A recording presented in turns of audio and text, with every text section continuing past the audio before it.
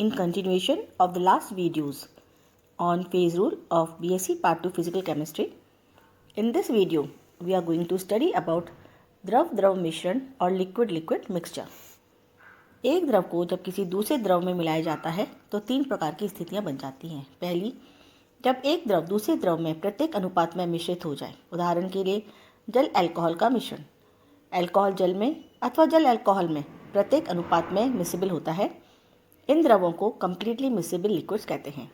दूसरी, जब एक द्रव दूसरे द्रव में बिल्कुल भी मिश्रित ना हो, एक दूसरे को मिलाने पर दो पृथक परतों में के रूप में वह अलग अलग हो जाते हैं।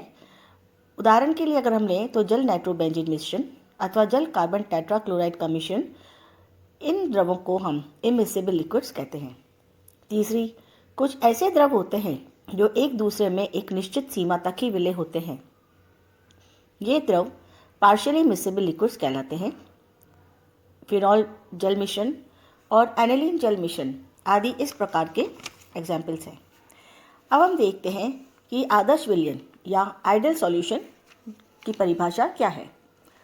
आदर्श विलयन उस विलयन को कहा जाता है जिसमें कोहेसिव फोर्सेस यूनिफॉर्म होते हैं, अर्थात विलय विलायक तथा विलायक विलायक अणुओं के मध्य अंतर आणविक आकर्षण बल पूर्णतया समान होता है। अब हम आते हैं कैरेक्टरिस्टिक्स ऑफ आइडियल सॉल्यूशंस। आखिर एक आइडियल सॉल्यूशन में क्या क्या विशेषताएं होती हैं। पहली, विलय एवं विलायक को मिलाने पर ऊष्मा परिवर्तन शून्य होता है, अर्थात delta H mixing is equal to 0। दूसरी, विलयन का जो कुल आयतन होता है वह विलय तथा विलायक के आयतन के योग के बराबर होता है, अर्थात आयतन परिवर्तन शून्य होता है, that is delta V mixing is equal to 0। तीसरी, जो हमारा विलयन है वह सांद्रता की प्रत्येक सीमा में राउल्स के नियम का पालन करता है। अब हम आते हैं आखिर राउल्स का नियम होता क्या है। द्रवों के अणुओं की द्रव अवस्था से गैसीय अवस्था में पलायन करने की प्रकृति होती है, इसे एस्केपिंग टेंडेंसी कहते हैं। इसी प्रकृति के कारण यानी एस्केपिंग टेंडेंसी के कारण द्रवों में वाष्प दाब उत्पन्न होता है। द्रवों के विलयन में यदि दोनों द्रव वाष्पशील होते हैं तो दोनों ही द्रवों के अणुओं की पलायन की प्रकृति होती है। एक आदर्श विलयन में प्रत्येक अवयव का अपना एक निश्चित वाष्प दाब होता है। संपूर्ण विलयन का वाष्प दाब प्रत्येक अवयव के वाष्प दाब के योग के बराबर होता है, जैसा कि डाल्टन के आंशिक दाब का नियम होता है। यदि Pa तथा Pb द्रव A तथा द्रव B के आंशिक दाब हैं तो कुल दाब P का मान Pa प्लस Pb होता है। राउल के नियम की सहायता से प्रत्येक अवयव का आंशिक दाब अर्थात Pa तथा Pb का मान ज्ञात हम कर सकते हैं। सो राउल का नियम क्या है। राउल का नियम कहता है कि एक निश्चित ताप पर किसी विलयन के वाष्पशील अवयव का वाष्प दाब उस अवयव की विलयन में मूल भिन्न तथा शुद्ध अवयव के वाष्प दाब के गुणनफल के बराबर होता है। माना कि A तथा B दो वाष्पशील पूर्णतया मिश्रणीय द्रव हैं। शुद्ध द्रवों के वाष्प दाब क्रमशः P सुपरस्क्रिप्ट 0 सबस्क्रिप्ट A तथा P सुपरस्क्रिप्ट 0 सबस्क्रिप्ट B हैं। इन द्रवों से बने आदर्श विलयन में इनकी मोल भिन्न क्रमशः XA तथा XB है। यदि Pa तथा Pb विलयन में A तथा B के आंशिक दाब हैं तो राउल नियम के अनुसार Pa यानी partial pressure of A is equal to vapour pressure of A in pure state into mole fraction of A in the solution, and the vapor pressure of B will be equal to vapor pressure of pure B and mole fraction of the B in the solution. यदि P विलयन का वाष्प दाब है तो जैसा कि हमने देखा P होगा बराबर Pa प्लस Pb के, यानी P is equal to vapour pressure of pure A into mole fraction of A plus vapour pressure of pure B into mole fraction of B, और P is equal to vapour pressure of pure A into within the brackets 1 minus XB that is mole fraction of B plus vapour pressure of pure B vapour pressure of pure B into XB that is mole fraction of B, क्योंकि XA plus XB is equal to 1। तो P की value आती है P is equal to vapor pressure of pure A plus mole fraction of B into within the brackets vapor pressure of pure B minus vapor pressure of pure A। समीकरण 3, 4 तथा 5 सरल रेखा को प्रदर्शित करती हैं। यदि वाष्प दाब तथा मोल भिन्न में आरेख खींचा जाता है तो हमें इस प्रकार का आरेख प्राप्त होता है, जैसा कि हम इस चित्र में देख पा रहे हैं। इस चित्र में जो बिंदुकित रेखा है ये समीकरण 3 व 4 से प्राप्त रेखा है, जो कि A तथा B के आंशिक दाब प्रदर्शित करती हैं, जबकि x A is equal to 1 और शुद्ध A को प्रदर्शित करता है। इस स्थिति में P A is equal to pure pressure of E। सतत रेखा विलयन का कुल वाष्प दाब बताती है। यह रेखा समीकरण 7 के द्वारा प्राप्त होती है। प्रत्येक सांद्रता का विलयन के इस रेखा पर कुल वाष्प दाब दोनों अवयवों के आंशिक दाब के बराबर होता है। यानी अगर हम एक पॉइंट पर देखें, इस पॉइंट पर जो वाष्प दाब है वो B का इतना है और A का इतना है।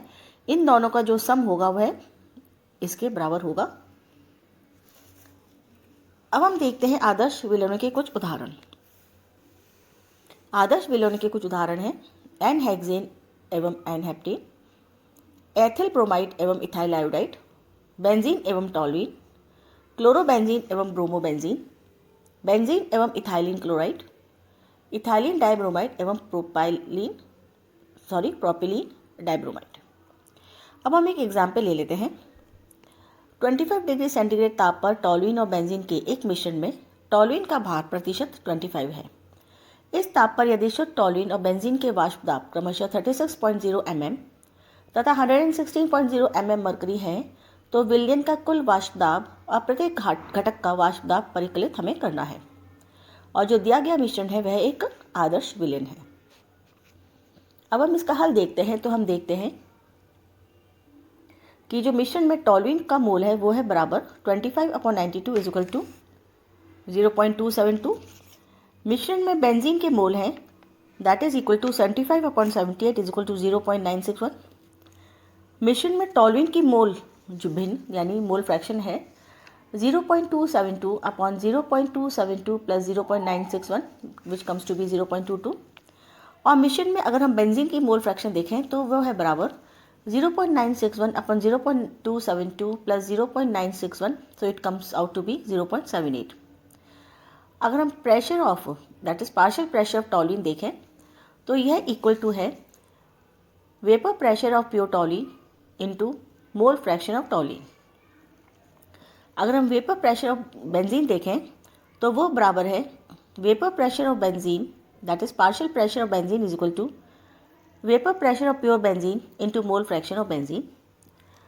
चूँकि हम जानते हैं कि जो हमारे पास वैल्यूज़ थी वो वैल्यूज़ अगर हम इन इक्वेशंस में रखते हैं तो जो पार्शियल प्रेशर ऑफ टॉलुइन है उसका मान आता है 36 into 0.22 is equal to 36 into 0.22 is equal to 7.92, यानी पार्शियल प्रेशर ऑफ टॉलुइन आता है 7.92 mm। इसी प्रकार अगर हम देखें तो पार्शियल प्रेशर बेंजीन का जो मान आता है वो आता है 116 into 0.78 is equal to 90.48 mm, यानी 90.48 है हमारे बेंजीन का पार्शियल प्रेशर। अब यदि मिश्रण का कुल वाष्प दाब B है तो P बराबर हुआ P is equal to partial pressure of toluene plus partial pressure of B। तो इस इक्वेशन में पार्शियल प्रेशर ऑफ टॉलुइन और पार्शियल प्रेशर ऑफ बेंजीन की जो मान रखें हम तो हमें जो मिश्रण का कुल वाष्प दाब P आता है 7.92 प्लस 90.48, तो द मिश्रण का कुल वाष्प दाब आता है 98.40 mm। अब हमारा जो नेक्स्ट टॉपिक है वो है आदर्श विलयनों में वाष्प दाब एवं वाष्प संगठन, यानी vapour pressure and vapour composition in ideal solutions. समीकरण 7 जो हमने निकाली थी उसमें विलयन के कुल वाष्प दाब एवं विलयन में प्रत्येक अवयव के संगठन यानी मोल फ्रैक्शन से संबंध है। विलयन के ऊपर उपस्थित वाष्प प्रावस्था में भी अवयवों का संगठन ज्ञात किया जा सकता है। माना कि अवयव B की वाष्प प्रावस्था में मोल भिन्न YB है, यानी YB है mole fraction of B in vapour state, तथा विलयन में मोल फ्रैक्शन है XB, यानी XB है mole fraction of B in liquid state. अतः mole fraction of B in vapour state into total pressure is equal to partial pressure of B, और mole fraction of B in vapour state is equal to partial pressure of B upon total pressure, क्योंकि partial pressure is equal to mole fraction into total pressure. यहाँ P villain का कुल वाष्प दाब तथा जो Pb है वह अवयव B का आंशिक वाष्प दाब है। अतः mole fraction of B in vapour state is equal to partial pressure of B upon partial pressure of A plus partial pressure of B, और mole fraction of B in vapour state is equal to vapour pressure of pure B into mole fraction of B in liquid state upon vapour pressure of pure A into mole fraction of A in liquid state plus vapour pressure of B into mole fraction of B in liquid state. So mole fraction of B in vapor state comes to be equal to vapor pressure of pure B into mole fraction of B in liquid state upon vapor pressure of pure A into mole fraction of A in liquid state plus vapor pressure of pure B into mole fraction of B in liquid state। अभी जो हमारी equation 9 है, इस equation 9 में जो P superscript 0 subscript A वह शुद्ध A तथा P सुपरस्क्रिप्ट 0 सबस्क्रिप्ट B शुद्ध B के वाष्प दाब है, जो कि निश्चित ताप पर स्थिरांक है, यानी कांस्टेंट है। यदि विलयन में प्रत्येक अवयव की मोल भिन्न ज्ञात हो तो mole fraction of B in vapour state का मान ज्ञात किया जा सकता है। यदि mole fraction of A in vapour state में अवयव A की मोल भिन्न हो तो vapour pressure of A in mole fraction of A in vapour state is equal to 1 minus mole fraction of B in vapour state.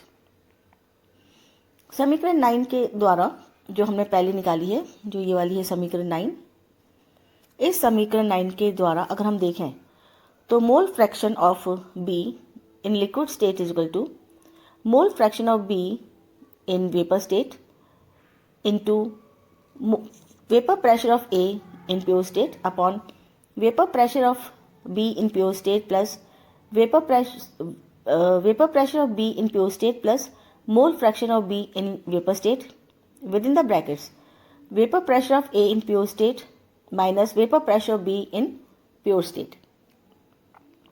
समीकरण 11 से जो XB का मान हमने निकाला है, इस मान को अगर हम इक्वेशन 7 में रखें तो P का मान आता है P is equal to vapour pressure of A in pure state plus mole fraction of B in vapour state into vapor pressure of A in pure state upon vapor pressure of B in pure state plus mole fraction of B in vapor state within the brackets vapor pressure of A in pure state minus vapor pressure of B in pure state into vapor pressure of B in pure state minus vapor pressure of A in pure state।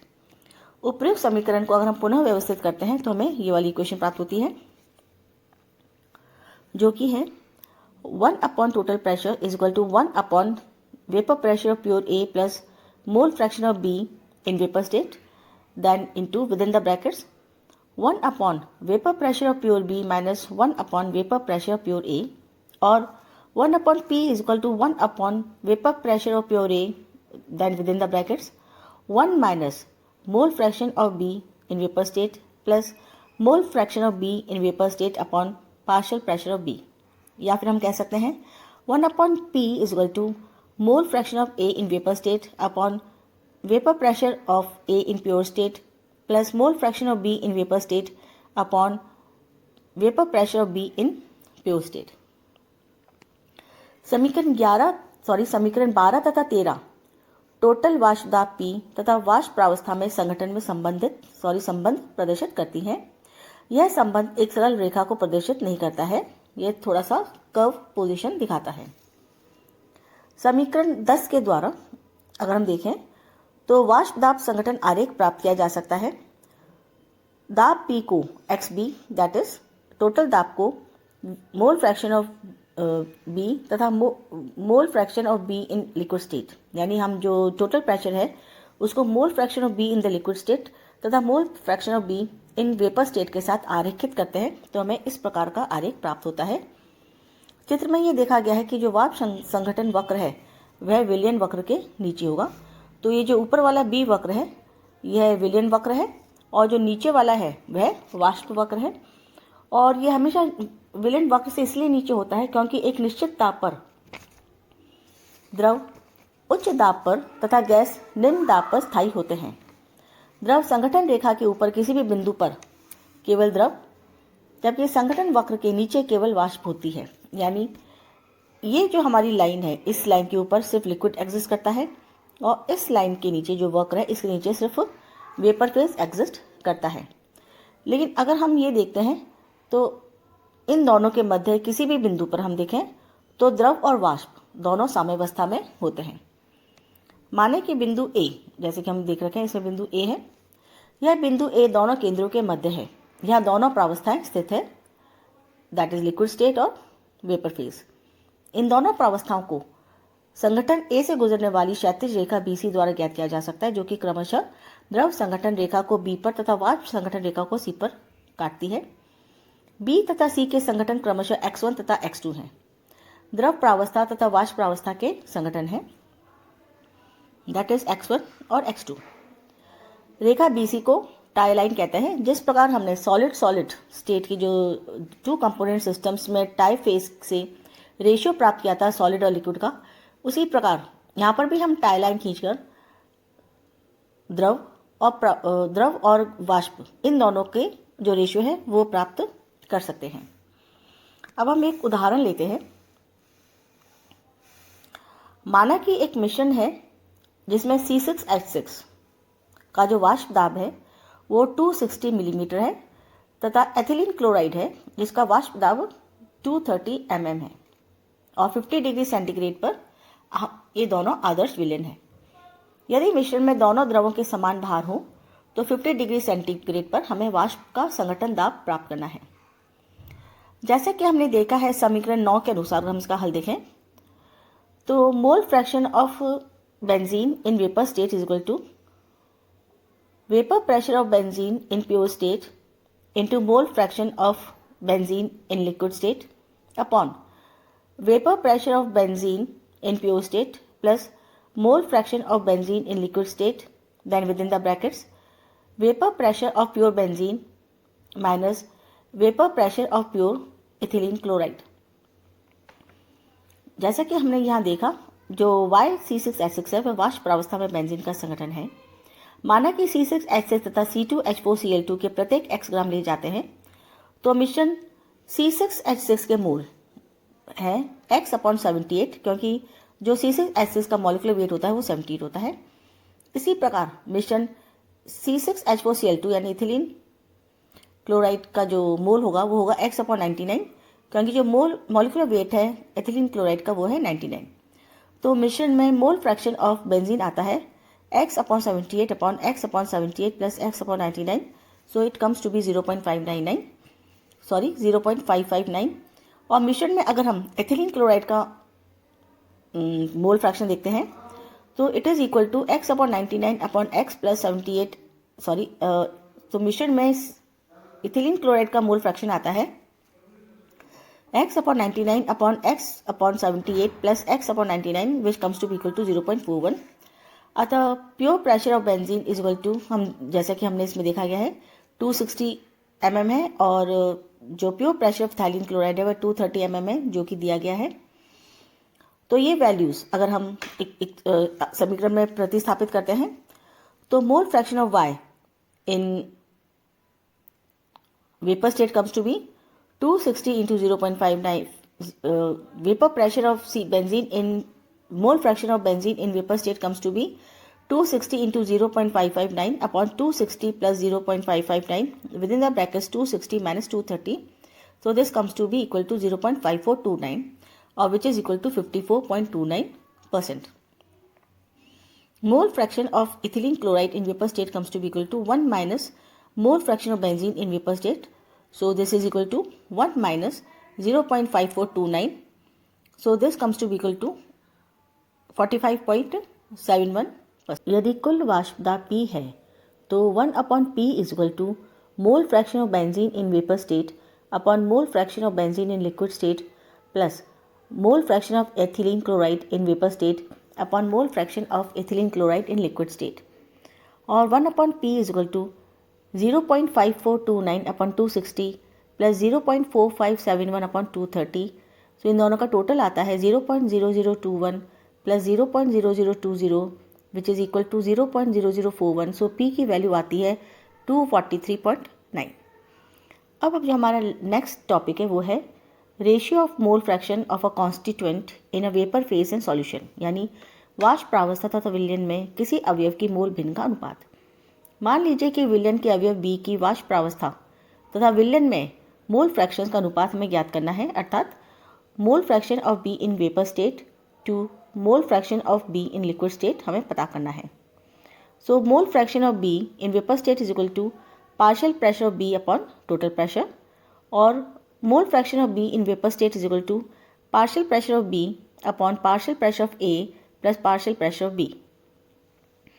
अतः mole fraction of B in vapour state is equal to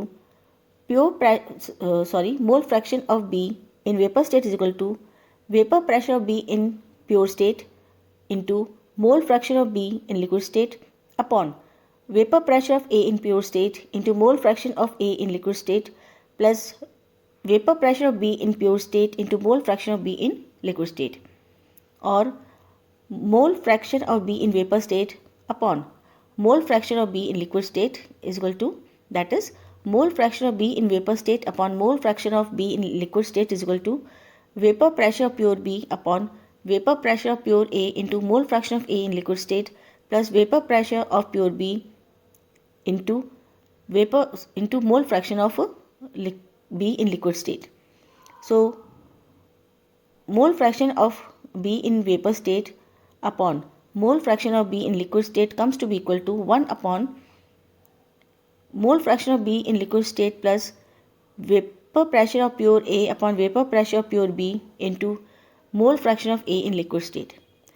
इस समीकरण 14 से यह स्पष्ट है कि vapour pressure of B of इस समीकरण से स्पष्ट है कि vapour pressure of pure B is greater than vapour pressure of pure A, अर्थात B द्रव A की तुलना में अधिक वाष्पशील है, तथा जो रेशियो आता है हमारे पास mole fraction of B in vapour state upon mole fraction of B in liquid state का जो अनुपात है वह 1 से अधिक होगा। अतः ये कहा जा सकता है कि अधिक वाष्पशील अवयव की विलयन की तुलना में वाष्प में अधिक प्रतिशतता होती है। That's all for today, thank you.